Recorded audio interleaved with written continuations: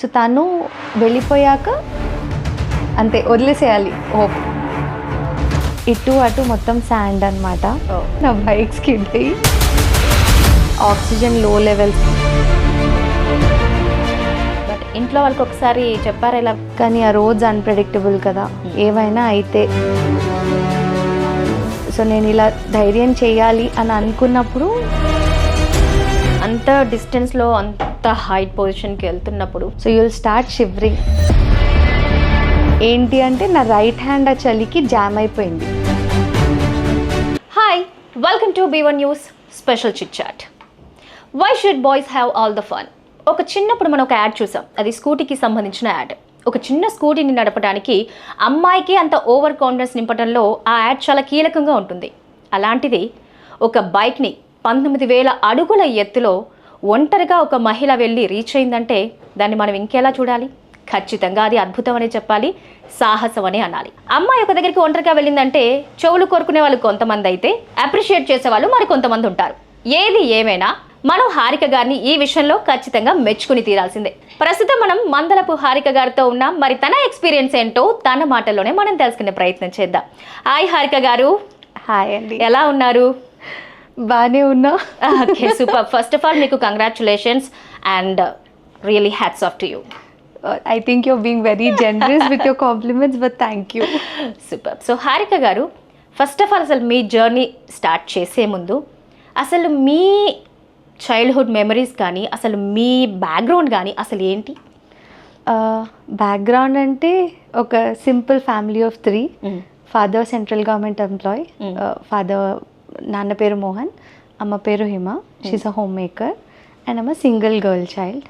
So నా పునాది అక్కడే పడింది.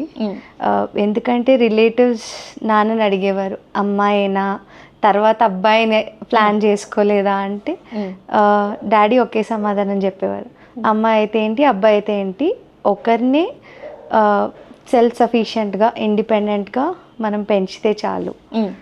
సో మేబీ ఆ థాట్ ప్రాసెస్ అక్కడి నుంచే స్టార్ట్ అయిపోయిందేమో నాకు.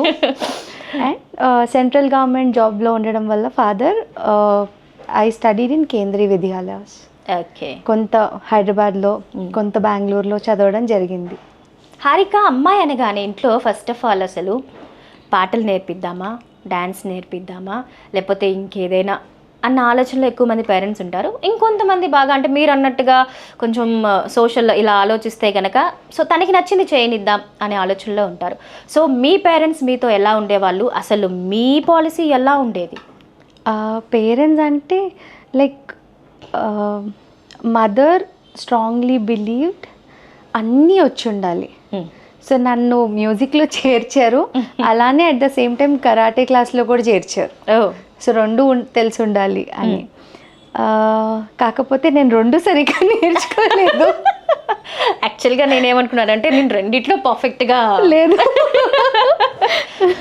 నెక్స్ట్ నేను పాట పాడతారా అని అడుగుదాం. అయ్యో బాబోయ్, మ్యూజిక్ పాపం మీకు మంచి సబ్స్క్రైబర్స్ ఉన్నారు, వాళ్ళని పోగొట్టుకోకండి. ఇప్పుడు మీ పాటతో వాళ్ళు డబుల్ అవుతారు.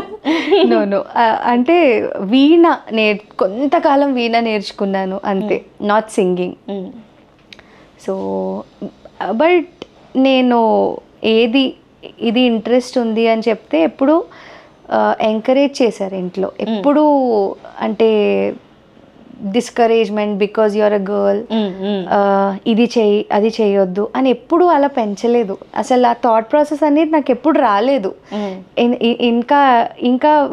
ఇంకొక విషయం చెప్పాలి అంటే నేను ఫస్ట్ బెంగళూరుకి షిఫ్ట్ అయినప్పుడు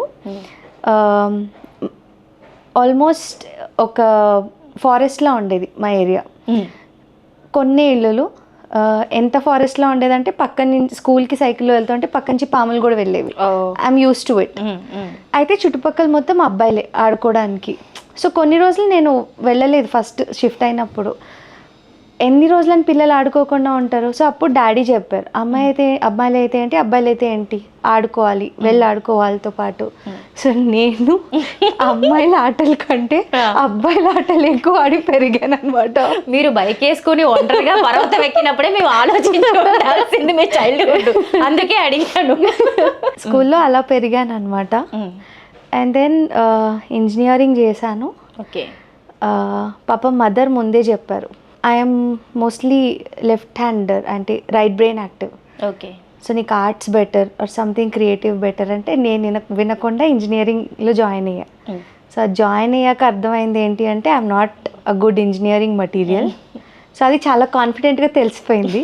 బట్ ఒక డిగ్రీ కావాలి, ఏది మధ్యలో వదలడం ఇష్టం లేదు. సో అది కంప్లీట్ చేసి కాన్షియస్గా ఎన్జిఓస్కి వర్క్ చేయాలి అని డెసిషన్ తీసుకున్నా.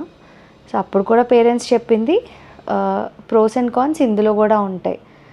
ఊరికే నువ్వు పిల్లలతో టైం స్పెండ్ చేయడం నీకు ఇష్టం ఆర్ కొంచెం వాలంటీరింగ్ చేసావు కాబట్టి ఇది మొత్తం రోసెస్లా ఉంటుంది అని అనుకోకు. So be prepared for both pros and cons అంతే. అంతేగాని ఖచ్చితంగా ఇంజనీరింగ్ చేసావు కాబట్టి సాఫ్ట్వేర్ జాబే చెయ్యి అలా ఎప్పుడు లేదు. I think that way I'm very blessed to have a supportive environment. అంటే కొన్నిసార్లు 2 డిఫరెంట్ జనరేషన్స్ కాబట్టి అర్థం చేసుకోవడానికి టైం పట్టొచ్చు. But Dev always understood and been supportive. So అంతే. ఇది నేను చేయగలిగాను ఇంత ధైర్యంగా అంటే చిన్నప్పటి నుంచి పడిన పునాదికే క్రెడిట్ ఇస్తాను నేను. ఇట్స్ నాట్ మై, ఏదైనా మధ్యలో నుంచి అలవాటు అవ్వడం అంటే మనం ఆర్ట్ కానీ ఇంకేదైనా నేర్చుకుని దాంట్లో ఎక్స్పీరియన్స్తో మనం మెచ్యూరిటీ లేకపోతే ఇంకేదన్నా అవ్వచ్చు, ఎక్స్పర్ట్స్ అవ్వచ్చేమో, కానీ కొన్నిటికి మనకి ఎక్కడో బేస్ నుంచే ఉంటుంది, ఆ పునాది నుంచే. సో అసలు అంటే బైక్ నేర్చుకోవడం అనేది ఎప్పుడు స్టార్ట్ చేశారు మీరు? బైక్స్ చిన్నప్పటి నుంచి ఇష్టం, చూస్తూ ఉండేదాన్ని. ఒక 2016 నుంచి నేర్చుకోవాలి అని ఉన్నింది, బట్ నేర్చుకోలేకపోయాను.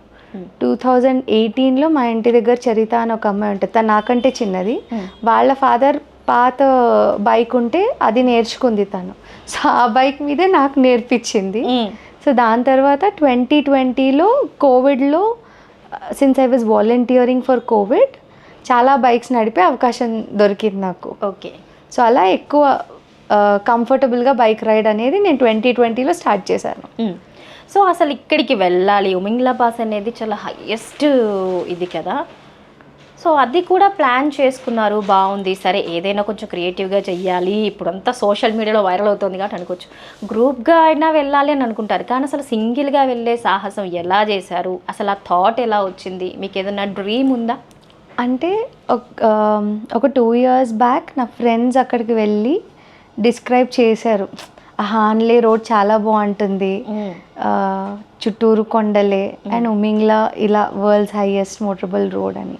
సో విన్నప్పటి నుంచి ఆ ప్లేస్ వాళ్ళు చాలా బాగా డిస్క్రైబ్ చేసేప్పటికి మనకి ఇంకా ఇలా ఊహల్లో ఉన్నారు, ఎప్పుడు వెళ్ళిపోతాను. అలా ఒక మూల ఉంది, అది బకెట్ లిస్ట్. నేను ఒక లిస్ట్ రాసి పెట్టుకుంటా. సో ఆ బకెట్ లిస్ట్లో అది ఆ థాట్ పడిపోయింది అనమాట. అయితే నేను సీరియస్లీ బైక్లో వెళ్తాను అని అయితే అనుకోలేదు. టోటల్ ఒక 24 days ట్రిప్ ప్లాన్ చేసుకున్నాం నేను నా ఫ్రెండ్. శ్రీనగర్లో స్టార్ట్ చేసి లదాఖ్ అంతా కంప్లీట్ చేసి మనాలి టు చండీగఢ్. అయితే తనకు only 11 days 10 or 11 days leave దొరికింది, since she is HR in the company. So తను వెళ్ళిపోయాక నెక్స్ట్ ప్రయాణం నాది సోలోనే అన్నది తెలుసు, ఎక్కడికి అన్నది నేను ప్లాన్ చేసుకోలేదు. సో తను వెళ్ళిపోయాక అప్పుడు ఊరికే కూర్చుని ఆలోచించాను, సరే ఇది మన బకెట్ లిస్ట్లో ఉంది, మనాలికి ఎక్కువ రోజులు వెళ్ళి ఏం చేస్తాం, ఇది ఒక 5 days 6 days ట్రై చేయొచ్చు కదా, కుదిరితే కుదురుతుంది, ఐ రీచ్ దేర్. లేదు అంటే ఒక టఫ్ హిల్లీ టెరెన్లో బైక్ రైడ్ చేయడం ఎలా అన్న ఒక ఎక్స్పీరియన్స్ ఉంటుంది, ఇంకెప్పుడైనా బాగా బైక్ ప్రాక్టీస్ చేసుకొని మళ్ళీ రావచ్చు అని I had that idea. So వెళ్ళి బైక్స్ అని కొంచెం సర్వే చేసుకొని ఎక్కడ ఏ రెంటల్ ఏజెన్సీ బైక్స్ బాగుంటున్నాయి, ఎందుకు అంటే అక్కడ బైక్ రిపేర్ అయితే ఇంకంతే బైక్ వదిలేసి రావాల్సిందే. కానీ ఏముండవు, ఇంకా మెకానిక్ షాప్స్ ఉండవు, ఏముండవు. ఆపోజిట్లో ఎవరైనా బైకర్స్ గ్రూప్స్ వస్తూ వాళ్ళ దగ్గర టూల్ కిట్స్ అన్నీ ఉండి హెల్ప్ చేస్తే ఓకే, కానీ otherwise it is a dream to come back, అంతే వదిలేసేయాలి హోప్స్. సో ఓకే, అంతా సర్వే చేసుకొని ఒక బైక్ హైర్ చేసుకొని ఎంత దూరం వెళ్తే అంత దూరం వెళ్దాం, ఉమింగ్లా రీచ్ అవుతాను అని అయితే అస్సలు మైండ్లో లేదు. Okay. And I was not even sure చేద్దాం అంతే, ప్రయత్నం వరకే 100% ఎఫర్ట్స్ పెడదామని ఆలోచించి వెళ్ళా. సో అలా మంచిగా బైక్ హైర్ చేసుకొని, ఫార్చునేట్లీ నాకు బైక్ ఇచ్చిన వాళ్ళు కూడా ఒకటే అమ్మాయి వెళ్తోంది అని నాకు ఇచ్చిన బైక్ని అంటే నార్మల్గానే జాగ్రత్తగా చెక్ చేసి ఇస్తారు, ఇంకా గట్టిగా చెక్ చేసి ఎక్స్ట్రా ఫిట్టింగ్స్ పెట్రోల్కి అవి అప్పటికప్పుడు ఆ రోజు నా కోసం ఫిట్ చేసి అన్నీ చేసి ఇచ్చారనమాట. సో ఫార్చునేట్లీ బైక్ అసలు ఎక్కడ ట్రబుల్ ఇవ్వలేదు. సో అలా వెళ్ళాను అనుకుంటూ, ఒక మధ్యలో చుమాతాంగ్ అని ఒక ప్లేస్ వస్తుంది, అంటే కొంచెం ఆ లే టు హాన్లే దారిలో వాళ్ళ దృష్టిలో అది పెద్ద విలేజ్, మనకైతే జస్ట్ ఈ ఇల్లు ఎంత ఉంది అంతలా అయిపోతుంది. అది ఒక 2 రెస్టారెంట్స్ ఉన్నాయి. సో అక్కడ కొంత ఒక 1-2 hours రెస్ట్ తీసుకొని మళ్ళీ I just carried forward. National హైవేలో పెద్ద ఏమి ఇబ్బంది ఉండదు. In fact it is very scenic, చాలా నీట్ రోడ్స్, ఒక పక్కన రివర్ ఉంటుంది, మన రైట్ సైడ్ మొత్తం river, like beautiful emerald green river. So ఆ విజువల్ చూసుకుంటూ ఒక 4-5 hours అయినా హ్యాపీగా నడిపేయచ్చు. కొంచెం ఛాలెంజింగ్ పార్ట్ అంటే ఒక జంక్షన్ నుంచి హాన్లే వెళ్ళాలి, ఇటు అటు మొత్తం శాండ్ అనమాట. సో ఆ శాండ్ లైట్ విండ్స్ వచ్చి శాండ్ డస్ట్ వచ్చి ఎప్పుడు రోడ్ మీద పడుతుందో తెలీదు. సో మనకు తెలియదు కదా రోడ్డు బాగుంది అని. That I was very careful, only 40 km/h స్పీడ్లో నడుపుతూనే ఉంటే అలా ఒక చోట ఒక 15 feet అలా ఫుల్ శాండ్ కవర్ అయిపోయి నా బైక్ స్కిడ్ అయ్యి ఆల్మోస్ట్ పడబోయి అలా కంట్రోల్ అయ్యి బతికి బయటపడి మళ్ళీ I carried forward with my journey. అలా ఎన్ని కిలోమీటర్స్ ఉంది మీరు అన్నట్టుగా కొంచెం ఆ టఫ్ రోడ్? ఈ రోడ్ ఐ థింక్ రఫ్లీ సమ్వేర్ బిట్వీన్ 40 to 50 ఉంటుంది అంతే, కానీ టైం పడుతుంది. సో హారిక గారు, అంటే అంత డిస్టెన్స్లో అంత హైట్ పొజిషన్కి వెళ్తున్నప్పుడు ఫిజికల్గా మీరు రెడీ అయ్యారు, ఓకే, బట్ మెంటల్గా మీకంటూ సపోర్ట్ అంటే సెల్ఫ్ సపోర్ట్ ఎప్పుడు ఉంటుంది. మనం అనుకున్నప్పుడే ఒక స్టెప్ తీసుకుంటాం, బట్ ఇంట్లో వాళ్ళకి ఒకసారి చెప్పారా ఇలా వెళ్దాం అనుకుంటున్నాను ఒంటరిగానే అనేది చెప్పారా? ఏమన్నారు మీ పేరెంట్స్ నుంచి మీకు వచ్చిన సపోర్ట్ ఏంటి?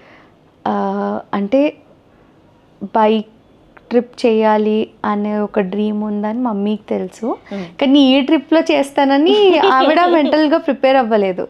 అయితే నా ఫ్రెండ్ రమ్య వెళ్ళిపోయాక చెప్పాను మమ్మీ ఇలా ఉంది అంటే, మొదట భయపడ్డారు.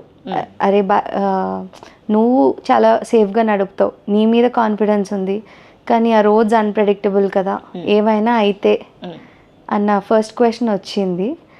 So my only answer was, ఇంట్లో ఉన్నా మనకేమవ్వదన్న గ్యారంటీ లేదు. అంటే బాత్రూంలో జారి తలపకి చనిపోయిన వార్తలు మనం వింటున్నాం. సో ఏది ఎప్పుడు జరగాలో అది ఖచ్చితంగా జరుగుతుంది మమ్మీ, నా చేతిలో ఉన్నది నేను జాగ్రత్తగా కొంచెం చూసుకుంటూ నడపాలి. సో నార్మల్గా 100 వెళ్ళేదాన్ని ఒక 60-70కి లిమిట్ పెట్టుకుంటా, బికాస్ కంట్రోల్ అవ్వాలి బైక్. సో అలా కన్విన్స్ చేసి నేను మార్నింగ్ ఈవినింగ్ కాల్ చేస్తాను, ఎక్కడికి వెళ్ళినా నీకు నెట్వర్క్ ఉంటే ఖచ్చితంగా ఫొటోస్ పెడతాను, అప్డేట్ ఇస్తాను.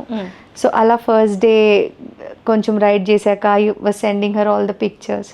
So then she was like okay, and మమ్మీకి కూడా ఒక confidence, she is safe somehow, she will be safe అన్నది.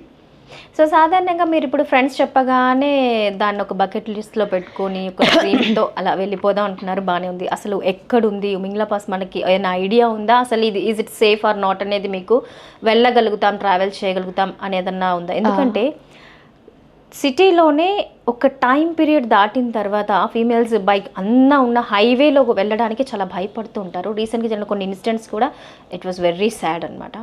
సో అలాంటిది మీరు ఒక్కరే ట్రావెల్ చేయడానికి అంత ధైర్యంగా, అసలు ఆ ప్లేస్ ఎక్కడుంది ఏంటి ఆ డీటెయిల్స్ అన్నీ మీరు ముందే కలెక్ట్ చేసి పెట్టుకున్నారా? I'm actually an Avid traveller, and చేస్తే నా బెస్ట్ ఫ్రెండ్తో ఆర్ సోలో ట్రావెలింగ్ చేస్తా. సో నేను ఒక ట్రిప్ ప్లాన్ చేస్తున్నాను అంటే దానికి ఆల్మోస్ట్ ఒక 1 month or 2 months ముందు నుంచే మొత్తం కూర్చుని రీసెర్చ్ చేస్తాం. ఈ place, how is it, what are the incidents around, and stays కూడా చాలా కేర్ఫుల్గా అన్ని రివ్యూస్ చదివి అక్కడ స్టాఫ్ రివ్యూస్ అన్నీ ఉంటాయి కదా, అవన్నీ చదివి పిక్ చేసుకోవడం ఇలాంటిదే చేస్తానన్నమాట. సో ఉమింగ్లాకి వచ్చేసరికి ఇట్ ఈస్ ఇన్ లదాఖ్. అయితే Ladakh is like dream for every biker or off roading jeeper. So అది విన్నప్పటి నుంచి okay Ladakh is a tough terrain అని తెలుసు, కానీ ఒక 7-8 ఇయర్స్ లదాఖ్కి ఇప్పటికీ చాలా చేంజ్ వచ్చింది. రోడ్స్ చాలా బాగా, బార్డర్ రోడ్స్ ఆర్గనైజేషన్ అనే ఒక ఆర్గనైజేషన్ రోడ్స్ చాలా బాగా డెవలప్ చేశారు. సో అందుకని లైక్ లేటెస్ట్ ఎవరు వెళ్ళారు అలా లాస్ట్ 2 years నుంచి రీసెర్చ్ మొదలు పెట్టాను అనమాట. So okay it is in Ladakh, కుదిరితే అలా వెళ్దాం అంటే దానికి కావాల్సిన రీసెర్చ్ చేశాను, కానీ ఈ ట్రిప్లో వెళ్తానని అయితే అనుకోలేదు. సో రీసెర్చ్ అయితే ఉంది దాని గురించి. అంత హైట్ ఉంది కదా, చేయగలుగుతానో లేదు అంటే ఫస్ట్ ఇనీషియలీ అనుకుంది అయితే ఒక క్యాబ్ హైర్ చేసుకొని వెళ్ళేసి వద్దాము అని. ఓకే, కానీ లదాఖ్లో కొంచెం నా ఫ్రెండ్తో ఉన్నప్పుడు అలా క్యాబ్లో తిరిగిన తర్వాత అనిపించింది ఏంటి అంటే Ladakh's beauty is to be explored in bike. మీరెంత మంచి కార్లో వెళ్ళినా ఒక బైక్లో లదాఖ్ ట్రావెల్ చేయడానికి చాలా డిఫరెన్స్ ఉందండి. Because I've done both. Nothing can beat the travel experience doing it on a bike. So అలా ఇలా షిఫ్ట్ అవ్వడం జరిగింది. ఓకే, సో అంటే మీరు మెంటల్గా ప్రిపేర్ అయినప్పుడు ఫిజికల్గా కూడా అంతే ప్రిపరేషన్లో ఉండాలి. అట్ ద సేమ్ టైం అంటే మనకు అక్కడున్న వెదర్కి తగ్గట్టుగా మీ కాస్ట్యూమ్ కానీ, సో మీ వాడే బైక్ కానీ ప్రతిదీ పర్ఫెక్ట్గా ఉండాలి. సో మీరు అన్నారు ఆల్రెడీ నాకు ఒకటికి 2 సార్లు వాళ్ళు చెక్ చేసి ఇచ్చారు అనేసి బైక్. సో అక్కడ ఆ వెదర్కి ఇదయ్యేలాగా ఆ బైక్స్ కానీ ఏవి సూట్ అవుతాయి ఏంటి అవన్నీ మీకు ఒక ఐడియా ఏమన్నా ఉందా? ఎస్. మీరు ఏ బైక్ మీద వెళ్ళారు? నేను ఎంచుకున్న బైక్ రాయల్ ఎన్ఫీల్డ్ వాళ్ళ హిమాలయన్ అని ఒక ఎడిషన్ వస్తుంది, దానికి పేరు పెట్టిందే హిమాలయన్ అని అందుకు. It is very specifically made for mountain Terence. So 411cc. So కొంచెం ఇలా అప్ రోడ్స్ ఉన్న ఈజీగా లాగగలదు. సో దాంట్లోనే మల్టిపుల్ ఎడిషన్స్ ఉంటాయి కదా. సో నేను BS6 లేటెస్ట్ లాంచ్ 450cc అనుకుంటా, దాని ముందర లాంచ్ ఇది. సో BS6 హిమాలయన్ తీసుకుని వెళ్ళాను. వై ఐ చోజ్ హిమాలయన్ అంటే first as I mention that is one of the best bikes for mountain terrains. Off రోడింగ్కి ఆ లదాఖ్ స్ట్రెచ్లో దానికంటే బెటర్ బైక్ లేదు. Even the best of fancy bikes will fail there. And నేను experiment చేశాను అని చెప్పాను కదా చాలా bikes. I've driven the fancy ones. I've driven Kawasaki Vulcan S, Harley Davidson Street Glide, and ట్రయంఫ్ది కూడా ఒక మోడల్ వస్తుంది. I'm not remembering the name. So ఇలా ఫ్యాన్సీ బైక్స్ కూడా ట్రై చేశాను. సమ్హౌ నాకు హిమాలయన్ ఫెల్ట్ వెరీ కంఫర్టబుల్. ఒక మన ఇల్లు అంటే ఏ కంఫర్ట్ ఉంటుందో నాకు హిమాలయన్తో ఆ బాండ్ ఏర్పడిపోయింది 2020 కోవిడ్ అప్పుడు వాలంటీరింగ్ చేస్తున్నప్పుడు. సో నేను ఇలా ధైర్యం చేయాలి అని అనుకున్నప్పుడు ఇంకే బైక్ నా మైండ్కి రాలేదు. It was just I'll do it on Himalayan or nothing అంతే. సో మీ ఫేవరెట్ బైక్ అదే? ఎస్, ఇప్పుడైతే ఇంకా గట్టిగా చెప్తాను ఫేవరెట్. మరి ఇప్పుడు కొన్నారా లేదా ఇంతకీ బైక్? లేదు, ఇంకా కొనలేదు. ఇప్పుడు మీ బకెట్ లిస్ట్లో నెక్స్ట్ అదే? Yes, have to buy. అంటే everybody asking me this question. ఇంకా కొనాలి. ఇప్పుడు బైకర్ హారిక అని ఒక ట్యాగ్ లైన్ వచ్చేసింది. నిజంగా అనుకోలేదు నేను. వెన్ ఐ డిడ్ దట్ ఏదో ఒక నా బకెట్ లిస్ట్ ఫుల్ఫిల్ చేశాను అనుకున్నానే తప్పితే people will like listening to me talk about it అని అస్సలు అనుకోలేదు. సో అసలు ఫ్యామిలీతో మనం ఏదన్నా ట్రిప్ ప్లాన్ చేస్తేనే చాలా ప్లాన్స్ ఉంటాయి. అక్కడ ఎలా ఉండాలి, బోర్డింగ్ అండ్ లాడ్జింగ్ ప్రతిదీ అన్నీ ప్రీ ప్లాన్డ్గా వేసుకుంటేనే ఎక్కడో ఒక దగ్గర మనం డిసాటిస్ఫై అవ్వటమో లేకపోతే అన్కంఫర్ట్ ఫీల్ అవ్వడం అవుతూ ఉంటుంది. సో అక్కడ ఎలా ఉంటుంది ఏంటి ఏం తెలీదు, అందులో సింగిల్గా ఉన్నారు. అసలు డేలో స్కెడ్యూల్ అనేది మీరు ఎలా చేసుకునేవారు అసలు? సో అంటే ఏ స్టేట్కి అయితే వెళ్తామో దాని గురించి రీసెర్చ్ ముందు గట్టిగా చేసుకుని వెళ్తాం. I can tell it from what అంటే జనాలు చెప్పిన దాని ద్వారా ఆర్ నా పర్సనల్ ఎక్స్పీరియన్స్ ద్వారా ఏంటి అంటే Ladakh is the safest state for women. అంటే పాపులేషన్ ఉండదు కానీ Ladakhis local people are extremely respectable towards women. There is no doubt about it. Super. Maybe అక్కడ నేను ఇలా చెయ్యగలను అనే థాట్ వచ్చింది కూడా నాకు after seeing the people there. అంటే అక్కడ నేషనల్ హైవే మీద అసలు ట్రాఫిక్ ఉండదు, కానీ ఏదైనా ప్రాబ్లం వస్తే లోకల్ జనాలు కనుక అక్కడ ఉంటే ఖచ్చితంగా హెల్ప్ చేస్తారు. They very very helpful. So I think the people of Ladakh also played a very prominent part in me making the decision to do Umingla Pass. మిగతా కొన్ని స్టేట్స్లో అయితే మేబీ అసలు నేను డేర్ చేసి ఉండేదాన్ని కాదేమో, బట్ ఇక్కడ అంతకంటే ముందు ఆల్మోస్ట్ ఒక 7-8 days చూసాం అక్కడ జనాలని. నైట్స్ కూడా ఆ చలికి బయటికి వెళ్ళలేం మనం ఆఫ్టర్ 8, ఎందుకంటే నార్త్లో సమ్మర్ 8 ఆల్మోస్ట్ 8:30 అవుతుంది సన్ డౌన్ అవ్వడానికి. సో అదొక అడ్వాంటేజ్ ఉంది. 8:30 వరకు మనం ట్రావెల్ చేయొచ్చు, సన్ ఇంకా డౌన్ అవ్వదు. దాని తర్వాత చలికి అసలు అడుగు పెట్టలేం, ఇలా వెళ్తే షివర్ అయిపోతాం. So until 8 there will be light, but even after that also it is safe for women. Ladakh is very safe for women. Okay.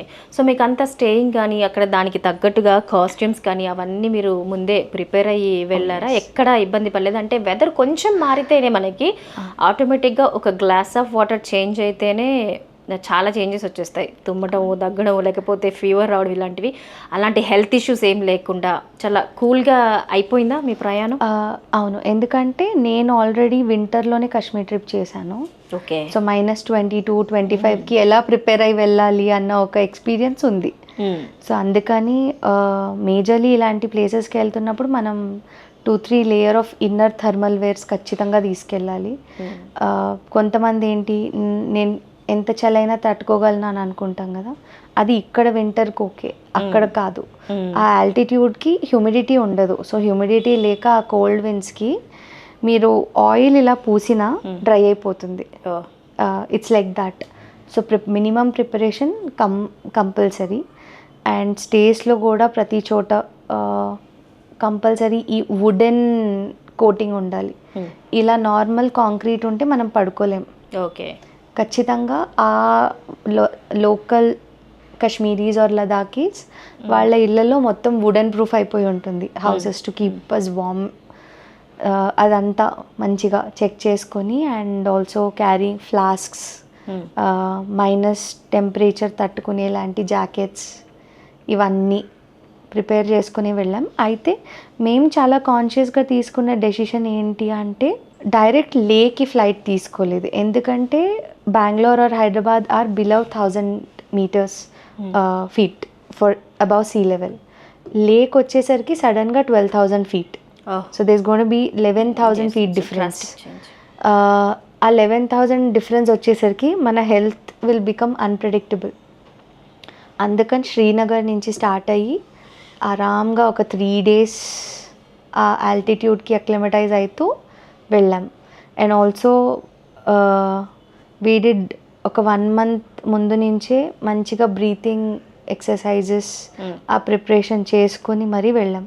ఎందుకంటే అక్కడ కండిషన్స్ని బట్టి నాకు అర్థమైంది ఏంటి అంటే even the fittest person may fall sick.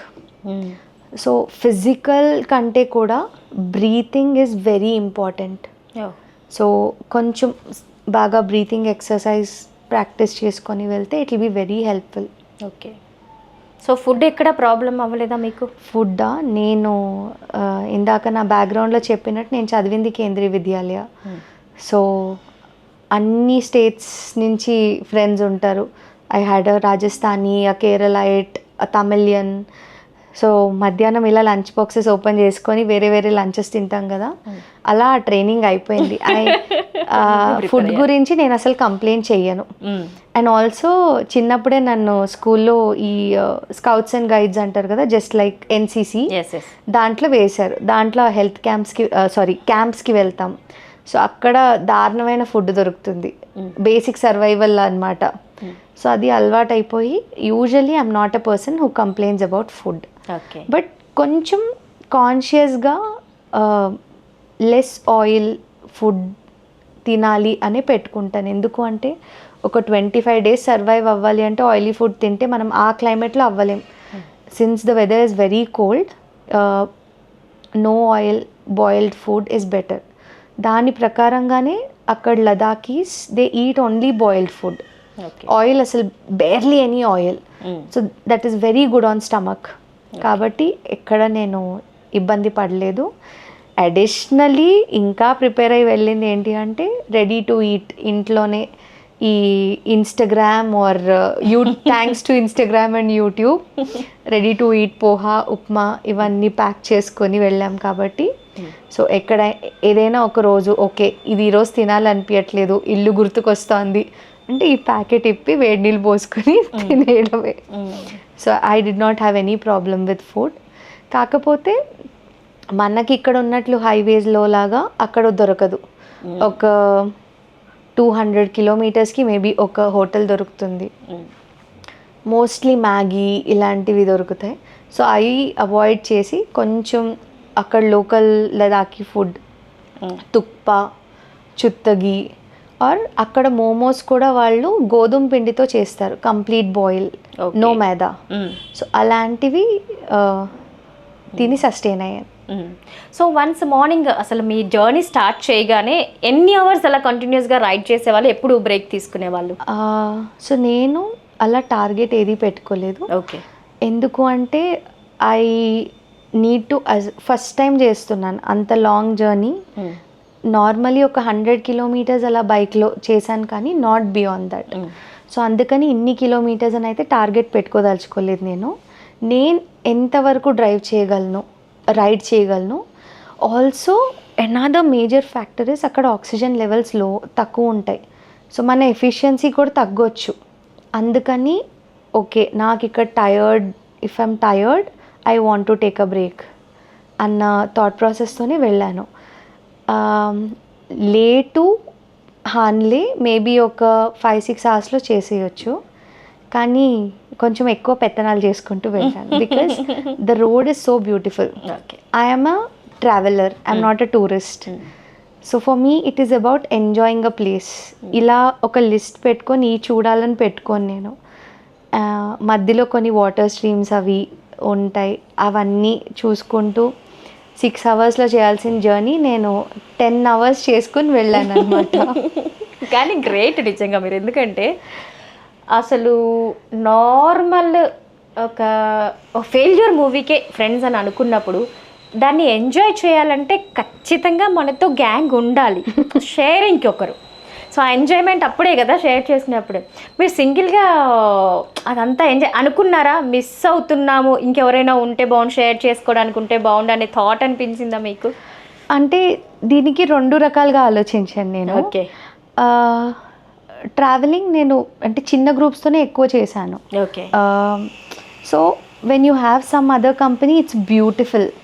కానీ సోలో ట్రావెలింగ్లో నేను నేర్చుకున్నది ఏంటి అంటే మన గురించి మనం ఎక్కువ తెలుసుకుంటాం.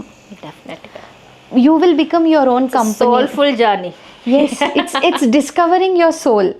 సో మన గురించి మనం తెలుసుకుంటాం. నార్మల్ హైదరాబాద్లో ఇలా సోఫాలో కూర్చుని తెలియని విషయాలు మనకు అక్కడికి వెళ్ళి తెలుస్తాయి. బికాస్ సర్కమ్స్టాన్సెస్ వేరే, అన్నీ మారిపోతాయి. సో మన టెంపర్మెంట్ ఏంటి or how do we handle things, నిజంగా ఎంత ధైర్యం ఉంది అని అప్పుడు తెలుస్తుంది. ఇక్కడ ఎన్నైనా చెప్పొచ్చు, దిగితేనే కదా లోతెంతో తెలిసేదంటారు. సో అలా నేను I started enjoying my own company. అర్థం చేసుకుంది ఏంటి అంటే ఐఎమ్ అ సెల్ఫ్ ఎంటర్టైనర్. నాకు పక్కన ఒకరు ఉన్నా ఓకే, లేకపోయినా ఓకే, బోర్ కొట్టదండి నాకు. అంటే అయ్యో ఇంత లాంగ్ జర్నీ ఒక్కదాన్నే ఎలా చేయాలి అని అనుకున్నా అది అలా ఎంటర్టైన్ అయిపోయింది నాకు. సూపర్. సో ఎక్కడా కూడా ఇంకా అంటే మీరు అన్నట్టుగా అక్కడ ముందే అందరూ రెస్పెక్టివ్ పీపుల్ అని అన్నారు కాబట్టి, సో ఎక్కడైనా స్టే చేయడానికి మైండ్లో ఒక చిన్న నెగిటివ్ థాట్ కానీ ఎలా ఉండాలి ఏంటి అలా ఎప్పుడు భయపడలేదు? లేదు, అస్సలు భయపడలేదు. అండ్ చిన్నప్పటి నుంచి పెంచడం కూడా గట్టిగా ధైర్యం. అంటే సింగిల్ గర్ల్ చైల్డ్ అంటే పేరెంట్స్ యూజువల్లీ చాలా ఓవర్ ప్రొటెక్టివ్ ఉంటారు కదా. నా కేసులో అది ఎగ్జాక్ట్లీ ఆపోజిట్. సో హారిక అంటే ఇంకా శివంగి అనుకోవాలి, రౌడీ పిల్ల. ఇప్పుడు మేబీ కొంచెం రౌడీ అయ్యానేమో. అంటే ఈవెన్ చిన్నప్పుడు దోగాడుతూ మనం నిల్చుంటాం కదా, అలా ఫస్ట్ టైం నిల్చొని పడిపోతే మా మదర్ నన్ను ఎత్తుకోవాలని వస్తే మా నాన్న ఆపేశారంట. అంటే హీ వాజ్ సో థాట్ఫుల్. పిల్లలు ఇప్పటి నుంచే గ్రాస్ప్ చేయడం మొదలు పెడతారు. సో ప్రతిదానికి మనం ఉంటే first thing they learn is to cry. ఏడవడం మొదలు పెడతారు. మనం వెళ్ళలేదనుకో they will start figuring out their own things. So అలా నేను కొంచెం ఏడ్చి సర్కస్ చేసి మళ్ళీ నేనే ఆ బెడ్ దగ్గరికి వెళ్ళిపోయాను. ఇది మా మమ్మీ ఎప్పుడు చెప్తూ ఉంటారు. అదే అక్కడి నుంచి అక్కడే పునాదులు పడిపోయాయి నాకు. సో అందుకనే ఏమో ధైర్యం అంటే ఇలా మీరు అడిగితే ఇది చాలా ధైర్యమైన పని నేను చేసింది ఆర్ అన్న ఒక షాక్లోనే ఉన్నాను నేను. ఇంకా నాకేదో నేను అనుకున్నా వెళ్ళిపోయా. కొంచెం ఆ క్లైమేట్ కొంచెం జాగ్రత్తగా చూసుకొని వెళ్ళాను అని ఒక థాటే, కానీ ఇంత ధైర్యమైన పని చేశానా అని అసలు నాకు అనిపించట్లేదు. సూపర్. సో ఇన్ని ట్రావెల్ చేశారు కదా, డిఫరెన్స్ ఏమి అనిపించింది మీకు? మీకు బాగా నచ్చిన ప్లేస్ ఏంటి? అంటే ఈ ఉమింగ్ల పాస్ దీనికి అండ్ మీరు ముందు ట్రావెల్ చేసిన ఈ కాశ్మీర్ కానీ ఇవన్నీ కూడా. అంటే లదాఖ్ ఈజ్ అంత హైట్లో ఉండేసరికి అక్కడ చెట్లు ఏమి ఉండవు పెద్దగా. చాలామంది ఒక ఎక్స్పెక్టేషన్ పెట్టుకొని వెళ్తారు హిల్ స్టేషన్ అంటే ఇలానే ఉంటుంది అని. So Ladakh is very different from that. ఎలాంటి ఎక్స్పెక్టేషన్స్ లేకుండా ఒక నేచర్ లవర్లా వెళ్తే ఇట్స్ అ ప్యారడైజ్. ఆ కొండల్లో కూడా ఎన్ని రంగులు ఉంటాయా అని ఫస్ట్ టైం లైఫ్లో చూశాను. ఒకే కొండలో you will see red, green, blue, grey అన్నీ. సో ఆ విజువల్ అయితే నాకు చాలా బాగా అనిపించింది. అలా బికాస్ ఆఫ్ పీపుల్, అంటే I think Ladakh has a very special place in my heart. నాకు చాలా నచ్చింది లదాఖ్. జనాలకి యూజువలీ నచ్చకపోవచ్చు. అలా కాశ్మీర్ చాలా బాగుంటుంది. అంటే the beauty of Kashmir is వింటర్లో ఒకలా ఉంటుంది, వింటర్ వండర్ల్యాండ్లా స్నో మొత్తం. సమ్మర్స్లో exactly very beautiful green pitch square అలా ఉంటుంది అన్నమాట. హిమాచల్ కూడా చాలా బాగుంటుంది. అంటే లాట్ ఆఫ్ వెరైటీ. ఇప్పుడు లదాఖ్ మొత్తం చూసుకుంటే ఒకేలా ఉంటుంది, కాశ్మీర్ వింటర్లో మొత్తం ఒకేలా ఉంటుంది, కానీ Himachal they is so much of variety. Himachal is also very beautiful. నార్త్లో అయితే నాకు I think scenic wise Himachal చాలా బాగుంటుంది, బట్ పీపుల్ వైజ్ లదాఖ్ చాలా నచ్చింది. అండ్ సౌత్కి వచ్చేసరికి each state is very beautiful and different. అంటే ట్రావెల్ చేస్తే నిజంగా ఇండియా ఎంత గొప్పదో అర్థమవుతుంది. ఏ ఒక్క స్టేట్ని ఇంకో స్టేట్తో మనం పోల్చలేం. ఇప్పుడు టెంపుల్స్ మొత్తం, ఆ మార్వెలస్ ఆర్కిటెక్చర్ మొత్తం తమిళనాడు, అది ఇంకెక్కడా ఉండదు ఏ స్టేట్లో కూడా. అండ్ గ్రీనరీ అయితే కేరళ.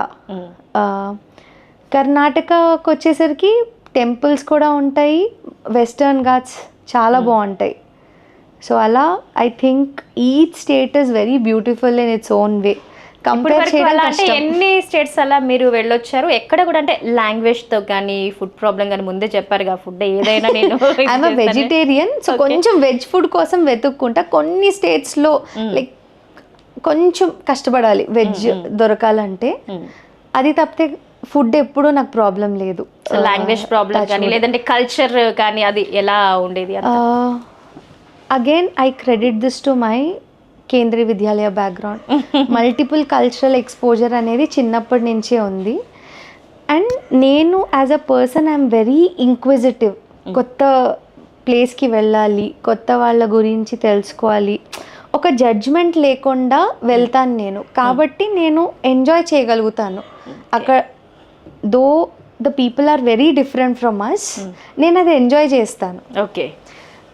లాంగ్వేజ్కి వచ్చేసరికి నేను కొంత బెంగళూరులో పెరగడం వల్ల తమిళ్ కూడా నేర్చుకున్నా. కన్నడ, తమిళ్. సో తమిళ్ తెలిస్తే కేరళ అండ్ తమిళనాడులో నడుస్తుంది. సో ఆంధ్రాలో తెలుగు, కర్ణాటకలో కన్నడ. సో సౌత్లో ఇబ్బంది లేదు. హిందీ బాగానే వచ్చు కాబట్టి నార్త్ మొత్తం ఎక్కడ ఇబ్బంది లేదు. అండ్ కొన్ని స్టేట్స్ తీసుకుంటే ఇప్పుడు హర్యాణవి ఆర్ పంజాబీ కొంచెం హిందీ ఆర్ రాజస్థానీ ఆ వర్డ్స్ కొంచెం హిందీకి దగ్గరగా ఉంటాయి. సో వాళ్ళు వాళ్ళ లాంగ్వేజ్లో ఆన్సర్ ఇచ్చినా వాళ్ళు ఏం చెప్తున్నారు అన్న జిస్ట్ అర్థమైపోతుంది. ఓకే, కాబట్టి లాంగ్వేజ్ ప్రాబ్లం నాకు టచ్ వుడ్ ఫార్చునేట్లీ రాలేదు. ఓకే. సో అంటే ఇంకేమైనా మీకు ఇది కంప్లీట్ చేశారు బకెట్ లిస్ట్లో పెట్టుకున్నది, అలా ఇంకేమైనా ఉన్నాయా? ఇలాంటి సాహసాలు చేద్దామనే ఉద్దేశం ఏమైనా ఉందా బకెట్ లిస్ట్లో? ఇంకేమైనా ఉందా హైయెస్ట్? ఇప్పుడు ఓన్లీ ఇండియా వరకు చేశాను కదా, నాకు వరల్డ్ టూర్ చేయాలి. కుదిరితే వరల్డ్స్ మోస్ట్ బ్యూటిఫుల్ రోడ్స్లో ఇంకా అసలు ఇంకా భయం లేదు, బైక్ వేసుకు వెళ్ళిపోవడమే. సో అది ఉంది బకెట్ లిస్ట్లో. I want to travel the world and preferably on bike two. So ఫ్యామిలీని తీసుకెళ్లాల్సి వస్తే బైక్ మీద ఒక్కరే పడతారు, ఎవరిని ప్రిఫర్ చేస్తారు? మదర్ అంటే I lost my father when I was 20 in early 20s. So mother. నాకంటే చాలామంది నన్ను ఇప్పుడు అడిగారు కదా మీరు ఎంత ధైర్యం అని, ఎలా వచ్చింది? మా మదర్ని చూస్తే తప్పులేదు, ఈ పిల్లకి ఇంత ధైర్యం ఉండడం అని మీరే ఫిక్స్ అవుతారు. Really first hats off to your mother only Harika. ఎందుకంటే ఫాదర్ లేరు అంటే అమ్మాయిని ఇంకా చాలా జాగ్రత్తగా చూడాలి. వై? బికాస్ సొసైటీలో మనం ఎలా బ్రతుకుతున్నా ఒకరికి సమాధానం చెప్పాల్సిన ఇదిలో అంటే ఏదో ఒకటి మాట చాలా ఫాస్ట్గా అనేస్తూ ఉంటారు. సో ఆ భయం ఒకటైతే ఉంటుంది. ఈ జనరేషన్ ఆవిడైతే కాదు కదా, ఆవిడ ఎంత ఇదిగా ఉన్నా, ఎంత ఫాస్ట్గా ఉన్నా, ఎంత మోడర్న్గా అవుతున్నా రియల్లీ రియల్లీ అప్రిషియేట్ అయ్యో మదర్ అసలు. అవును, అది అంటే కొంచెం ఒక 4-5 years కొంచెం భయం ఉండింది మదర్కి. కానీ దెన్ షీ రియలైజ్డ్ మన ఇన్బిల్ట్ నేచర్ ఇది కాదు, ధైర్యం, వీఆర్ బ్రేవ్. అండ్ ఒక పాయింట్ ఆఫ్ టైం తర్వాత మనమే రియలైజ్ అవుతాం, మీరు తినండి, పడుకోండి, లేదా ఏం చేయకుండా ఇంట్లో కూర్చోండి, లేదా 24 గంటలు పని చేయండి, సొసైటీ ఏదో ఒకటి అంటూనే ఉంటుంది. సో అవి పట్టించుకుంటూ కూర్చుంటే మనం ముందుకు వెళ్ళలేం. సో అది కొంచెం బలంగా రియలైజ్ అయిన తర్వాత I think life became easy. So మన పనులు మనం చేసుకుందాం, as long as it is not bothering anyone, we're good, అంతే. కానీ చాలా మెంటల్గా ఫిజికల్గా ఎంత సపోర్ట్ ఇచ్చారు మిమ్మల్ని, అంత దూరం పంపించారంటే ఆవిడ నిజంగా గ్రేట్. అంటే మీరు ఇన్ఫార్మ్ చేసిన వెంటనే కూడా వద్దు వెంటనే వచ్చేసే అనకుండా. ఓకే, అంటే ఆవిడికి తెలుసు నేను ఏదైనా ఒక పని తీసుకుంటే అది వదిలే ప్రసక్తి తీసుకోను, తొందరగా తీసుకుంటే వదలను. సో నేను అనగానే ఆవిడకి అర్థమైపోయింది, ఓకే ఇది ఫిక్స్ అయిపోయింది, ఇంక ఇది రాదు, సో కొంచెం జాగ్రత్తలు చెప్దాం అని ఆవిడ అలా మెంటల్గా ఫిక్స్ అయ్యారు. సో హారిక, ఇప్పుడు మీరు వెళ్ళిన తర్వాత ఈ ఉమింగ్లా పాస్ అనేది డెడ్ ఎండా లేకపోతే ఇంకా ఏదైనా మీరు కంప్లీట్ చేసినట్టేనా ట్రిప్ అంతా? యాక్చువల్లీ ఉమింగ్లా పాస్ నుంచి ఇంకొంచెం ముందుకి దెమ్చోక్ అనే ఒక ఊరు ఉంటుంది. That is one of the last villages in Ladakh. Okay. So originally అయితే అంటే ఉమింగ్లా ఒకవేళ చేరుకుంటే దెమ్చోక్ కూడా ఖచ్చితంగా చూడాలి అని పెట్టుకున్నా, ఎందుకంటే that is just 40 kilometers ahead from Umlingla. అయితే ఇది ఈ ఉమింగ్లా వెళ్ళాలి అంటే ఒక పెద్ద కొండ ఎక్కి దిగి మళ్ళీ ఎక్కాలి. ఈ పెద్ద కొండ ఎక్కడం ఈజీగా ఎక్కేసాను, అంటే you can't ride your bike in more than like second gear. Oxygen low levels వల్ల మ్యాక్సిమం సెకండ్ గేరే, దాని తర్వాత బైక్ అసలు థర్డ్ గేర్లో వెళ్ళదు. సో సెకండ్ గేర్లో అలా వెళ్ళి రీచ్ అయ్యి అమ్మయ్య కొండెక్కేసాను, ఇంకా దిగడమే కదా అనుకున్నప్పుడు ఆ దిగడం చాలా స్టీప్ ఉంటుంది అండ్ నాకు హైట్స్ అంటే భయం. సో కొంచెం అక్కడ టెన్షన్ పడ్డా. ఎక్కడం కంటే దిగడం ఎక్కువ టైం తీసుకున్నాను నేను. అప్పుడు ఒకసారి ఎక్కేటప్పుడు అనిపించలేదు, చలి మాత్రమే తట్టుకోవాలని ఫిక్స్ అయ్యా. దిగేటప్పుడు ఎందుకురా బాబు ప్లాన్ పెట్టుకున్నాను అని అనిపించింది. But okay, I'm not going back అని ఫిక్స్ అయ్యాను. సో అలా ఉమింగ్లా రీచ్ అయ్యి ఆ happiness enjoy, I think lot of bikers May resonate to what I say. అక్కడికి వెళ్ళాము, మన డ్రీమ్ రియలైజ్ చేసుకున్నాము అన్న ఆ థాట్ కంటే కూడా ఫస్ట్ అక్కడ కోల్డ్ విండ్స్, అంత హైట్లో ఇంకేమీ అబ్స్ట్రక్షన్ ఉండదు కాబట్టి చాలా కోల్డ్ విండ్స్ ఉంటాయి. So you will start shivering. ఇలా ఆ బోర్డ్ దగ్గరికి వెళ్ళి ఫోటో తీసుకోవాలంటే ఇలానే ఉంటుంది. అండ్ అక్కడే క్యాఫెటేరియాలో జస్ట్ కాఫీ తాగి కొంచెం సరే అది వార్మప్ అనుకున్నప్పుడు ఆ కాఫీ గ్లాస్ పట్టుకోలేకపోతున్నా. ఓకే. ఏంటి అంటే నా రైట్ హ్యాండ్ ఆ చలికి జామ్ అయిపోయింది, నంబ్ అయిపోయింది. సో కాఫీ గ్లాస్ పట్టుకునే స్ట్రెంగ్త్ కూడా లేదు. ఉమింగ్లా రీచ్ అయ్యాన హ్యాపీనెస్ కంటే 10 times ఎక్కువ ఎలా దిగుతాం ఇప్పుడు అన్న టెన్షన్. ఓకే. ఎందుకంటే దిగేటప్పుడు బ్రేక్ మెయిన్. అవును. సో రైట్ హ్యాండ్ జామ్ అయిపోయింది, ఆ బ్రేక్స్ పట్టుకోవడానికి కూడా చాలా కష్టంగా ఉంది నాకు. సో అందుకని అన్ఫార్చునేట్లీ దెమ్చోక్ వెళ్ళాలన్న ప్లాన్ నేను అది ఫుల్ఫిల్ చేసుకోలేకపోయాను. సిన్స్ ఐమ్ అన్ ఆక్యుపంచరిస్ట్, నా కిట్ రెడీగా ఉంది కాబట్టి అలా సూదులు తీసుకొని పొడి చేసుకొని కొంచెం ఆ రిలీఫ్ వచ్చి కొంచెం ఆ నంబ్నెస్ తగ్గిన తర్వాత ఐ స్టార్టెడ్ బ్యాక్. అప్పటికి ఉమింగ్లా టాప్ రీచ్ అయ్యాక ఒక 20 minutes కంటే ఎక్కువ ఉండొద్దని అడ్వైస్ చేస్తారు ఆ లో ఆక్సిజన్ లెవెల్స్ వల్ల. సో గబగబా ఒక 2-3 ఫోటోలు తీసుకొని అండ్ వచ్చిన తర్వాత ఫ్రెండ్స్ అడుగుతున్నారు వీడియోస్ చూపి. అవును అసలు వీడియోస్ లేవు కదా, ఏమేమి అనుకొని వెళ్ళామో అక్కడ ఏమి బ్లాంక్ అవుట్ అయిపోతాం అనమాట. సో ఒక 2-3 ఫోటోస్ ఉన్నాయి అంతే తీసుకుని I had to start back. అంటే రోడ్ స్మూత్గానే ఉందని చెప్పారు కానీ ఇది ఘాట్ రోడ్డు కదా, వెడల్పు అనేది ఎలా ఉంటుంది? అంటే ఓన్లీ బైక్ వెళ్ళేంత వెడల్పునే ఉంటుందా? ఒక 2 cars పక్క పక్కనే వెళ్ళలేవు, ఒక కార్ వెళ్ళొచ్చు అంతే. అయితే మధ్యలో వాళ్ళు ఎక్స్ట్రా స్పేస్ క్రియేట్ చేస్తారు. అంటే ఒక ఎవ్రీ 100 meters or 200 meters ఇలా ఆపోజిట్లో వెహికల్స్ వస్తే ఒకటి పార్క్ చేసుకొని అలా వెళ్ళొచ్చు, లేదా ఏదైనా ప్రాబ్లం వస్తే పార్క్ చేసుకొని వెళ్ళడానికి స్పేసెస్ ఉంటాయి. కానీ రోడ్స్ చాలా బాగుంటాయి, కానీ బ్రాడ్ రోడ్స్ కాదు, నారో రోడ్సే ఉంటాయి. At least Hanle to Umling La national highway బాగానే ఉంటుంది, Hanle to Umling La are little narrow, complete open, no railing. So Hanle base లాగా ఉమింగ్లా వెళ్ళాలంటే యూజువలీ నైట్ వెళ్ళి హాన్లేలో స్టే చేసి ఉమింగ్లా వెళ్తారు next day. So Hanle to Umling La రఫ్లీ ఒక 95 to 100 kilometers, మొత్తం ఘాట్ సెక్షనే. సో మనం ఇక్కడ చూసిన ఘాట్స్ వేరే, ఆ ఘాట్స్ వేరే. మన ఘాట్స్ ఈజీ ఉంటాయి, ఈ ఊటీ కానీ కొడైకెనాల్ కానీ, ఎందుకంటే నేను ఆల్మోస్ట్ సౌత్లో ఉన్న ఘాట్స్ అన్నీ నేను డ్రైవ్ చేశాను. Okay. So these ghats are very easy to do. అక్కడ 6,000 నుంచి 16,000 feet హాన్లేనే, అదే చాలా ఎత్తులో ఉంటుంది. సో 16,000 to 19,000 మొత్తం స్టీప్ ఘాట్ ఉంటుంది అనమాట అది. అంటే ఇంకా జస్ట్ ఇట్లా మొత్తం జిగ్జాగ్ వేనే. సో అది చేయడం కొంచెం mental toughness and also me riding and driving skills బాగుండాలి. ఎస్, బైకర్స్కి అయితే వెదర్ ఇస్ వెరీ ఛాలెంజింగ్, ఎందుకంటే ఆ కోల్డ్ విండ్స్ తట్టుకోవాలి. ఆ గాగల్స్ పెట్టుకున్నా కూడా కళ్ళలోంచి నీళ్లు కారిపోతూ ఉన్నాయి. So it's the ghat is not easy, it is tough. But అదంటే లెఫ్ట్ రైట్ ఆ సైన్స్ కానీ ఏవి అలా వెళ్ళడమే, రోడ్ ఎలా ఉంటే అలా మనం వెళ్ళడమే అంతే, ముందే ఉంటుందని మనకి తెలియదు. పజిల్ అంటే కొంత దూరం కనిపిస్తూ ఉంటుంది, but yes lot of hairpin bends అన్నీ ఏ టైప్లో కావాలో అన్నీ ఉంటాయి అన్నమాట.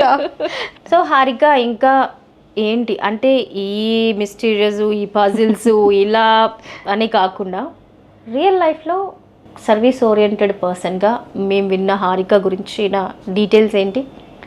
డీటెయిల్స్ అంటే ఇంజనీరింగ్ చేసిన తర్వాత నేను చెప్పినట్టు సోషల్ సెక్టర్ నాకు సెట్ అవుతుంది అని నేను ఫిక్స్ అయ్యా. ఎవరికో నేను మేల్ చేస్తానని కాదు, నాకు అందులో సంతోషం కనిపించింది.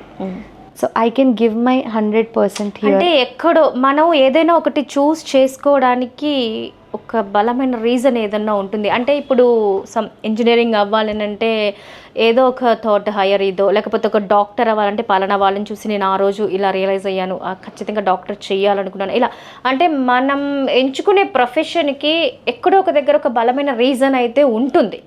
అది కొన్ని సందర్భాల్లో కొంతమంది హైలైట్ చేస్తారు, కొంతమందికి తెలియకుండానే అయిపోతుంది. సో మీకు అలా సర్వీస్ చెయ్యాలి అనే థాట్ ఎందుకు వచ్చింది? ఎవరిని చూసి అలా, అంటే మీకంటూ రోల్ మోడల్ అంటే ఎవరైనా ఉన్నారా లైఫ్లో? అంటే మై పేరెంట్స్ నేను చూసినప్పటి నుంచి both of them are very kind people. Okay. మా ఇంట్లో ఎవరైనా వచ్చినా అది వాళ్ళ పోస్ట్, వాళ్ళు ఏంటి పని వాళ్ళ లేదా ఆఫీసరా అన్న డిస్క్రిమినేషన్ ఇంట్లో ఎప్పుడు చూడలేదు. Everybody gets treated equally. So maybe that shape this up.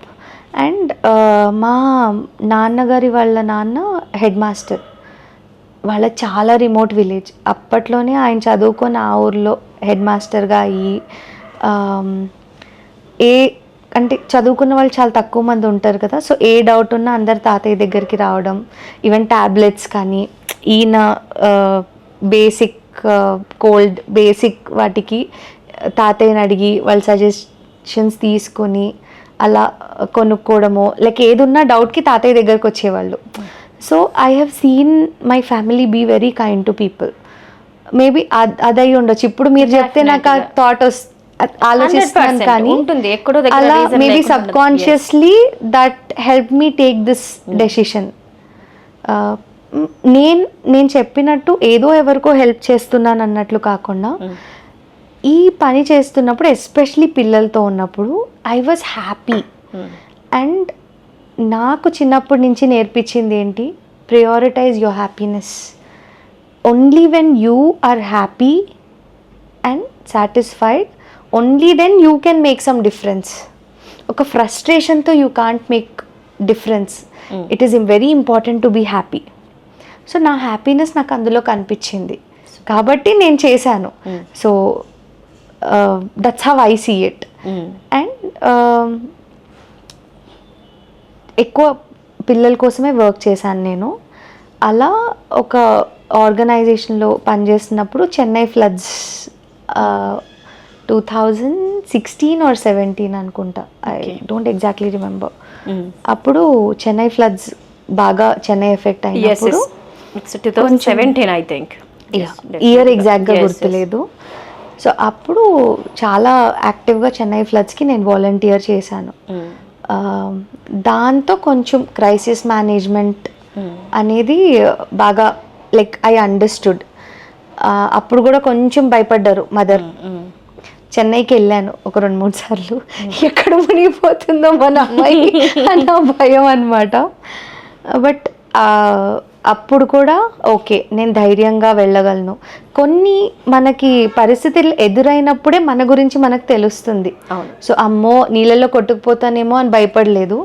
Okay, కొంచెం బూట్స్ అవి వేసుకున్నానా, నెసెసిటీ ఉన్న మెడిసిన్స్ క్యారీ చేశానా అని అప్పుడు కూడా ధైర్యంగానే వెళ్ళాను. సో బేసిక్గా నాకు ధైర్యం ఎక్కువ అని, ధైర్యం ఉంది అని అప్పుడు అర్థమైందనమాట. సో ఆ క్రైసిస్ మేనేజ్మెంట్ బ్యాక్ అంటే కొంచెం ఎక్స్పీరియన్స్ నాకు కోవిడ్ అప్పుడు పనికొచ్చింది. కోవిడ్ అప్పుడు కర్ణాటకలో ఒక ఐఏఎస్ ఆఫీసర్ మణివన్నన్ అని, ఆయన ఎందుకు మనం సివిలియన్స్ని వాలంటీర్స్గా ఎన్రోల్ చేసి కోవిడ్ ఎఫెక్టివ్ మేనేజ్మెంట్ ఎందుకు చేయకూడదు అన్న థాట్ వచ్చింది ఆయనకి. ఇది ఇండియాలో ఇంకెక్కడా జరగలేదు, కర్ణాటకలోనే ఇది చేశారు, బెంగళూరులో. అది it became a very successful model. So Oxford దాన్ని కేస్ స్టడీగా కూడా తీసుకుంది. ఏంటి సివిలియన్స్ వాలంటీర్స్గా ఇలా చేశారా, కోవిడ్ ఎఫెక్టివ్ మేనేజ్మెంట్ జరిగిందా అని. సో అప్పుడు ఇక్కడ హైదరాబాద్లో ఎలా అయితే మల్టిపుల్ డీసీపీ డివిజన్స్ ఉంటాయో అలా బెంగళూరులో నార్త్ ఈస్ట్ జోన్ అని ఒకటి ఉంది. ఈ బ్యాక్గ్రౌండ్, ఈ NGO background and crisis management కొంత తెలియడం వల్ల ఒక జోన్కి లీడర్షిప్ నాకు ఇచ్చారు ఫార్చునేట్లీ. సో అప్పుడు it was a complete different experience. ఎందుకంటే మన దేశం ఎప్పుడు చూడని క్రైసిస్ అది. ఏంటి అన్నది ప్రతి ఒక్కరికి ఇట్ ఈస్ ఎక్స్పెరిమెంటేషన్, ఒక బ్లూ ప్రింట్ లేదు ఫాలో అవ్వడానికి.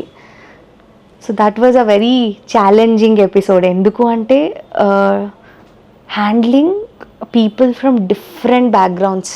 వాలంటీర్స్లో అన్ని age groups, genders and backgrounds ఉన్నాయి. So no two people are similar. So అన్నీ like handling people with such different mindsets. కానీ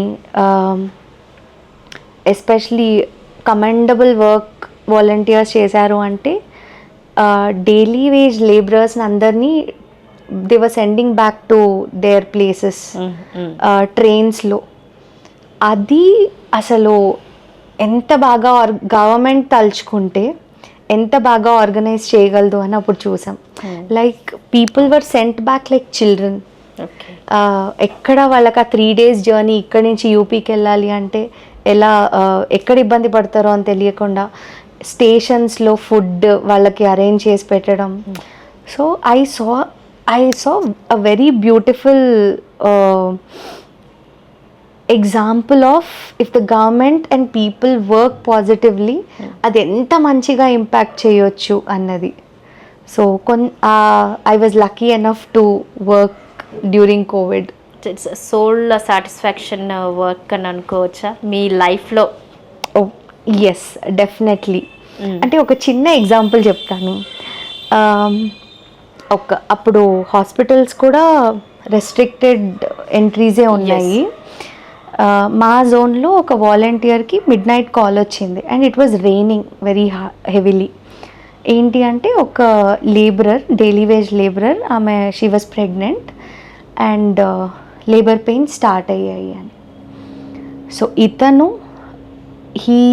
ఆ వర్షంలో ఒక స్కూటీ తీసుకొని నావిగేట్ చేసుకుంటూ వెళ్ళి అంబులెన్స్ని పిలుచుకొచ్చి ఆవిడ్ని తీసుకెళ్ళి గవర్నమెంట్ హాస్పిటల్లో పెట్టారు. Then I got a call, since I was a zone leader, I got a call. నాకు అది నెక్స్ట్ మార్నింగ్ ఎప్పుడో తెలిస్తే నేను వెళ్ళి చూశాను. And that moment was so beautiful to see. అసలు ఎవరో కూడా తెలీదు, తన సొంత ఫ్యామిలీని కేర్ తీసుకున్నారు ఆది అని మా volunteer. And then I got a thought, ఎందుకంటే అక్కడ ఫుడ్ అవైలబిలిటీ ఏది సరిగ్గా లేదు, గవర్నమెంట్ హాస్పిటల్ అండ్ క్యాంటీన్స్ కూడా ఏది ఫంక్షనల్ లేవు. And Zomato, Swiggy food just new మదర్కి ఇవ్వలేరు కదా. So I just got one small thought and నేను ఒక మెసేజ్ పెట్టా మా గ్రూప్లో. ఇలా ఒక ప్రెగ్నెంట్ లేడీ ఉన్నారు, తనకి she cannot eat any kind of food, so can we do something about it అంటే ఆల్మోస్ట్ ఒక 15-20 వాలంటీర్స్ రెస్పాండెడ్. ఓకే, మనం స్కెడ్యూల్ పెట్టుకొని మార్నింగ్ బ్రేక్ఫాస్ట్ ఇది ఇద్దాం, ఆఫ్టర్నూన్ లంచ్ ఇది ఇద్దాం. సో వీ క్రియేటెడ్ ఒక separate group just to give food to new mother. అంటే పీపుల్ జనరాసిటీ అనేది అప్పుడు చాలా ఎవిడెంట్గా చూశాను అనమాట. And these experiences changed my life. అంటే ఎక్కువ మనం నెగటివ్ న్యూసే చూస్తాం కదా, డెఫినెట్గా there is so much of positive, కానీ అది పట్టించుకోం అంతే అని అప్పుడు అనిపించింది. సూపర్. సో హారిక గారు, అంటే లైక్ ఇంట్లోనే మనకి ఏదన్నా సాధించినప్పుడు, సో ఇప్పుడు మీరు ఇదే వెళ్ళొచ్చారు, ఇంత లాంగ్ వెళ్ళి రిలేటివ్స్లో లేదా ఫ్రెండ్స్లో ఒక అమ్మాయిగా మీ మదర్కి కానీ అసలు మీకు కానీ వచ్చిన ఫస్ట్ కాంప్లిమెంట్స్ కానీ కమెంట్స్ కానీ ఏంటి? ఎంతమంది అప్రిషియేట్ చేశారు? ఎంతమంది ఎందుకు అమ్మాయి నువ్వు ఇంట్లో కూర్చోకుండా ఎందుకు ఇలాంటి పనులు, అమ్మకి తోడు ఉండాలి, ఇలాంటి సుభాషితాలు చెప్పే వాళ్ళు ఎంతమంది? అంటే నా గురించి అమ్మ గురించి తెలుసు కాబట్టి నెగటివ్ కాల్స్ రాలేదు. సూపర్. అంటే they will probably get it back అని. పాజిటివ్ కాల్స్లో అంటే I really want to mention, I hope you keep this in the footage and you please. నార్మల్గా ఆడవాళ్ళ శత్రువు అంటారు కదా, the women in this generation are changing it. I have not seen women get support from women. I mean, men support women like how women support each other. అది నా కేసులో I can so proudly say that my best friend plays a very strong role. అంటే కొన్నిసార్లు మనం dull moments ఉంటాయి కదా లైఫ్లో, అబ్బాయి ఏంటిది, it's like they lift you up and put back your crown, తగ్గొద్దు, యూఆర్ ద బెస్ట్. సో అలా మదర్తో పాటు ఈక్వల్ సపోర్ట్ నా బెస్ట్ ఫ్రెండ్ ఉన్నింది. You know every morning she used to message, okay, you're doing it, and I don't know, this looks very tough ante, no, I know you can do it, you're brave. You know, that support was incredible. And the credit probably goes to my mother and my best friend for this. What's her name? Her name is Ramya. Okay. Yes. I feel people say, you get good parents, you're blessed, or you get a good husband, you're blessed ani. In my case, I think I'll say I'm very blessed to have a very, very supportive friend. So my support system was so strong. If I could achieve this, it's because of the women behind me, not men. Okay So she was so happy. First call నాకు తనదే వచ్చింది, mother తర్వాత తనదే వచ్చింది first call. She was not surprised, she was confident I will do it. అలా నన్ను ఎక్కువ encourage చేసింది అంటే మా డాడీ కలీగ్స్. డాడీ చనిపోయాక అంటే I had very beautiful bond with my father's friends. So daddy చనిపోయాక they have been very prominent part of my support system. రీసెంట్గా నా కాన్వకేషన్ జరిగింది, acupuncture. I finish my advance diploma in acupuncture. Okay. So దానికి కూడా వాళ్ళు వచ్చారనమాట నన్ను cheer చేయడానికి, సపోర్ట్ చేయడానికి. So I probably focus only on the support and not the negative comments that come my way. Super. So Harika, ఇక మీ future plans ఏంటి? Plans నాకు acupuncture, I'm currently practicing acupuncture. Okay. COVID తర్వాత తీసుకున్న decision ఇది. So కాన్షియస్గా తీసుకున్న decision. So acupuncture will be helpful for people అని. So I hope I will become a very good acupuncturist. Definitely. కొంచెం రూరల్లో కూడా వెళ్ళి క్యాంప్స్ చేయడం. ఎందుకు అంటే నీ పెయిన్స్ ఎక్కువ, మోస్ట్ కామన్ కంప్లైంట్ నీ పెయిన్స్ వస్తున్నాయి. ఇది దానికి చాలా ఎఫెక్టివ్గా పనిచేస్తుంది, నీ అండ్ బ్యాక్ ఇష్యూస్. సో కొంచెం రూరల్లో ఈ ఓల్డ్ ఏజ్డ్ పీపుల్ ఉంటారు కదా, సో వాళ్ళకి కేటర్ చేయాలి అన్న ఒక థాట్ ఉంది. So probably will think of some health camps for the rural. ఇది and traveling. I want to travel the world. Very all the best to you. And ఫైనల్గా ఒకటి, ఇప్పుడున్న జనరేషన్ అమ్మాయిలకి మీరిచ్చే మెసేజ్ ఏంటి? సో ఎంత చదువుకున్నా బ్రేవ్గా యాక్ట్ చేసే అమ్మాయిలు చాలా తక్కువ. పీజీలు చేసిన వాళ్ళు ఉంటారు, బయటికి వెళ్తున్న వాళ్ళు ఉంటారు, కానీ ఇంటర్నల్గా ఒక్కసారి తడిమి చూస్తే వాళ్ళ డేరింగ్ లెవెల్స్ ఎంత ఉన్నాయి అనేది కొన్ని కేసెస్ చూస్తే అర్థమవుతుంది. సో మీరు ఈ జనరేషన్ అమ్మాయిలకి ఇచ్చే మెసేజ్ ఏంటి ఫైనల్? అమ్మాయిలు అంటే, అమ్మాయిలకంటే I feel parents taking stand for their children is very very important. ఇప్పుడు మనం కొన్ని ఇన్సిడెంట్స్ చూస్తాం, ఇంటర్నెట్లో మోసపోయారు అమ్మాయిలు అన్నది. ఇది ఎందుకు జరుగుతోంది? ఎందుకంటే parents they are concentrated only on the education. అమ్మాయిల్ని ధైర్యంగా పెంచుదాం, లేదా వాళ్ళకి అవగాహన ఇద్దాం అన్న ప్రాబబ్లీ ఆ థాట్ ప్రాసెస్ ఉండట్లేదేమో. ఇప్పుడు for me, my parents were there always, and ఇలా ఉంటుంది, సో నువ్వు జాగ్రత్త పడు అన్న ఒక థాట్ ప్రాసెస్ నాకు ఇచ్చారు. సో నేను ఆ ధైర్యం లేకపోవడానికి అమ్మాయిలు కాదనుకుంటా అక్కడ. ఎందుకు అంటే మనం పెరిగే ఎన్వైర్న్మెంట్ చాలా మన థాట్ ప్రాసెస్ని చాలా మేజర్ రోల్లో ప్లే చేస్తుంది. సో చిన్నప్పటి నుంచి నువ్వు ఇంతే అంటే వాళ్ళు అంతే ఉంటారు. అంటే ఇవి మనకి ప్రాక్టికల్ సైన్స్ ఇచ్చే ఎగ్జాంపుల్స్. ఈ రెండు చెట్లు పక్క పక్కనే పెట్టి ఒక్కదాన్ని పాజిటివ్ ఇన్పుట్స్ ఇచ్చి పెంచితే ఆ చెట్టు బ్లూమ్ అయ్యే విధానం, ఒకదాన్ని నువ్వు పెరగవు అంటే ఆ చెట్టు బ్లూమ్ అయ్యే విధానం డిఫరెంట్గా ఉంటాయి. ఇది నేను చెప్తుంది కాదు. So words have so much of power. డెఫినెట్గా. సో అమ్మాయిల కంటే కూడా probably parents have to realise that ఇప్పుడు అమ్మాయిలు అన్ని పనులు చేస్తున్నారు. అండ్ అలా అని అంటే ఐ సీ దిస్ డిబేట్, అమ్మాయిలు ఎక్కువ అబ్బాయిలు ఎక్కువ. నాకు ఆ పాయింట్ అర్థం కాదు, ఆనెస్ట్లీ అర్థం కాదు. They may call a modern or whatever, ఇప్పటికీ అర్థం కాదు. ఎందుకు అంటే women and men are different, and that is the beauty of the nature. So అసలు ఆ కాంపిటీషన్ అన్న ఇది నాకు అర్థం కాదు. బోత్ ఆర్ బ్యూటిఫుల్, కానీ జెండర్ వల్ల డిస్క్రిమినేషన్ ఉండొద్దు. That should be the fight. Discrimination వద్దు. సో ఇది కాకుండా ఈదర్ ఎక్స్ట్రీమ్స్ అయిపోతున్నాయి అని అనిపిస్తుంది. ఆ బ్యాలెన్స్ ప్రాబబ్లీ ఎక్కడో మిస్ అయిపోయింది. అది ఎందుకు మిస్ అయిందో అర్థం కావట్లేదు. So I think parents have to be more aware towards children, not boy or girl. ఈ తరంకి వచ్చేసరికి పాపం అబ్బాయిలు కూడా they facing equal number of challenges.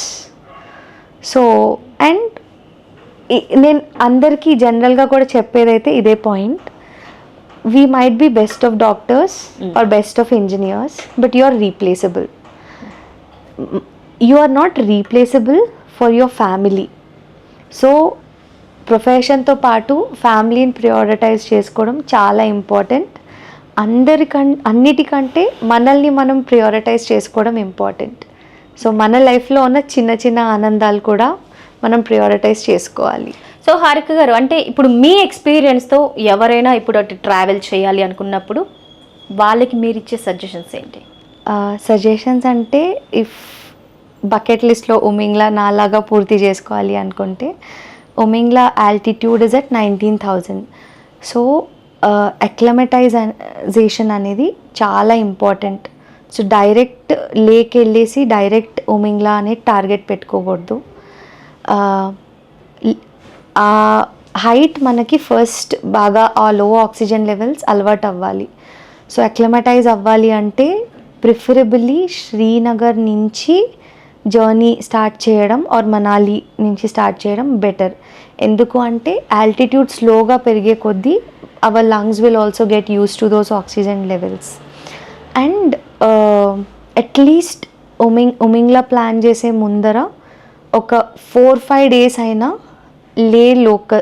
లదాఖ్లో వేరే local places like north Ladakh ఉంటుంది, నుబ్రా వ్యాలీ అలా, ఆర్ ప్యాంగాంగ్ లేక్, ఇలాంటివన్నీ ఒకసారి కవర్ చేసి లాస్ట్ ఉమింగ్లా పెట్టుకోవడం బెటర్. ఎందుకు అంటే 19,000 feetకి వెళ్ళిన తర్వాత మన హెల్త్ ఎలా ఉంటుందో తెలీదు. ఫర్ ఎగ్జాంపుల్ నా చెయ్యి జామ్ అయిపోయింది, దానివల్ల నెక్స్ట్ నేను ఒక లేక్ చూడాలని లిస్ట్లో పెట్టుకున్నది నేను చేయలేకపోయాను. ఓకే. సో ప్రాబబ్లీ అన్నీ పూర్తి చేసేసి లాస్ట్లో వెళ్ళడం విల్ బి వెరీ వైజ్. అది. అండ్ మీరు కనుక బైకింగ్ చేయాలి అనుకుంటే ఒక మంచి బైక్ తీసుకోవడం చాలా ఇంపార్టెంట్. అది ఎన్ని కిలోమీటర్స్ తిరిగింది చెక్ చేసుకొని వాళ్ళ చేత మంచిగా సర్వీస్ చేసుకొని, అండ్ ఆల్సో ఈ బైక్ని డైరెక్ట్ ఉమింగ్లా కాకుండా మిగతా లోకల్ ఏరియాస్ కూడా ఒక 3-4 days తిరిగితే ఆ బైక్ మనకు బాగా అలవాటు అవుతుంది. అంటే దాని ప్లస్ ఏంటి మైనస్ ఏంటి మొత్తం తెలిసాక ఇది చేయడం will be more wise. And నాకు ఫుడ్ ప్రాబ్లం రాలేదు అక్కడ, కానీ చాలామందికి ఆ లదాఖ్ ఫుడ్ అలవాటు లేకపోవచ్చు. కాబట్టి ఇక్కడి నుంచి ఏదైనా కొంచెం ready to eat food carry చేసుకోవడం బెటర్.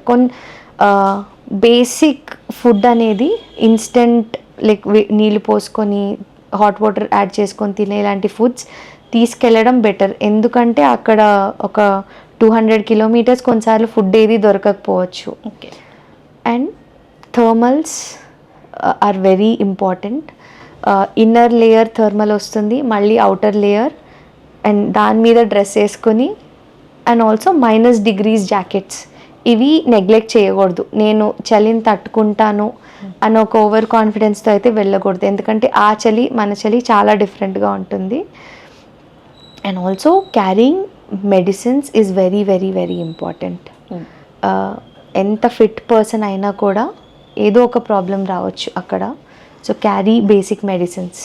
ఓకే. ఈ జాగ్రత్తలు తీసుకొని వెళ్ళాలి. అండ్ ఐ డిడ్ దిస్ ఇన్ని కిలోమీటర్స్ అని ఒక టార్గెట్ పెట్టుకోకుండా నా కేపబిలిటీస్ ఏంటి అన్నంతవరకే నేను రైడ్ చేశాను. ఎందుకంటే ఆ హైట్లో ఎప్పుడు మనకి లైక్ డిజీనెస్ వచ్చి కళ్ళు తిరిగి పడతామో చెప్పలేం. So pushing our selfs is not a good thing.